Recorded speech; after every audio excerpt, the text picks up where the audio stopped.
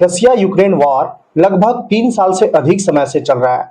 अभी भी ये वॉर रुकने का नाम नहीं ले रहा है। हाल ही में यूक्रेन ने रसिया पे 40 ड्रोन से अटैक किया, जिसमें रसिया को भारी क्षति का सामना करना पड़ा।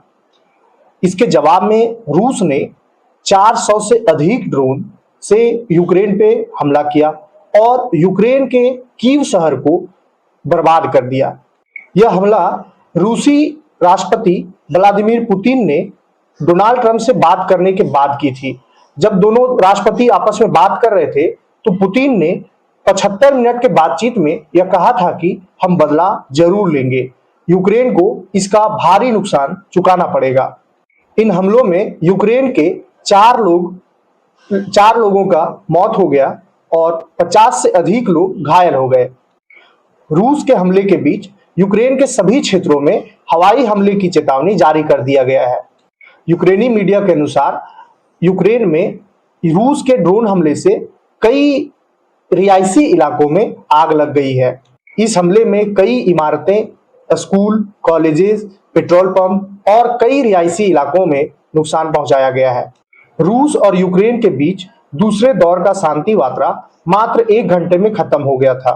दोनों देश गंभीर रूप से घायल और बीमार युद्ध बंदियों की अदला बदली पर सहमत हो गए हैं। इसके साथ ही दोनों पक्ष 6-6 हजार मारे गए सैनिकों के 100 भी लौटाएंगे। यूक्रेन के रक्षा मंत्री रुस्तम उमेरोव ने कहा कि हम सभी युद्ध बंदियों की रिहाई और सभी दिव्यांग बच्चियों और कैदियों की वापसी चाहते हैं। वहीं रूसी प्रतिनिधिमंडल के प्रमुख व्लादिमीर मेंडस्की ने कहा कि इस समझौते के तहत गंभीर रूप से घायल और 18 से 25 साल के युवा सैनिकों की भी अदला बदली की जाएगी। इससे पहले दोनों देशों का डेलीगेशन 16 मई को इस्तांबुल में मिले थे।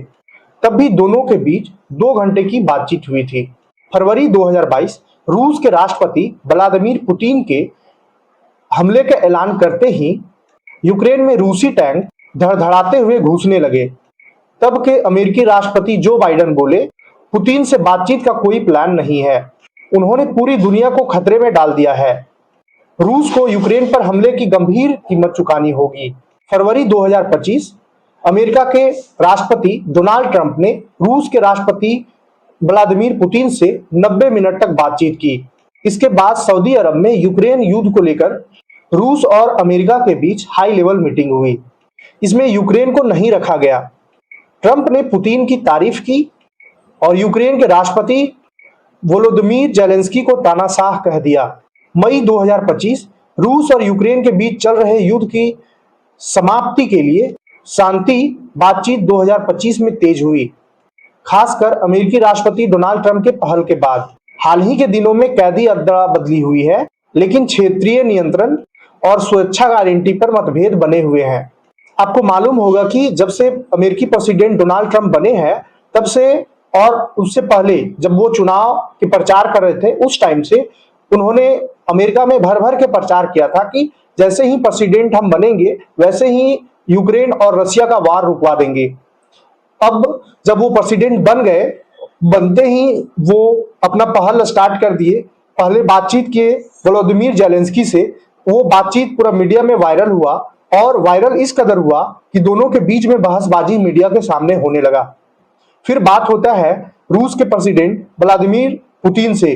पुतिन कुछ टॉपिक पर एग्री नहीं हो रहे हैं और शांति वार्ता बेकार जा रहा है।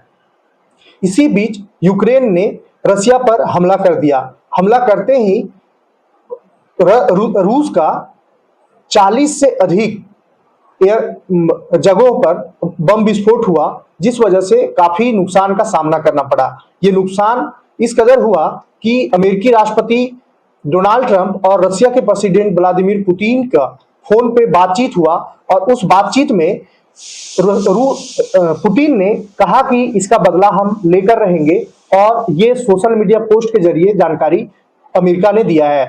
अब उसके बाद से अभी तक रसिया ने यूक्रेन पर हमला ताबड़तोड़ जारी कर दिया है और 400 से अधिक ड्रोन मारे गए हैं, 40 से अधिक मिसाइलें दागी गई है।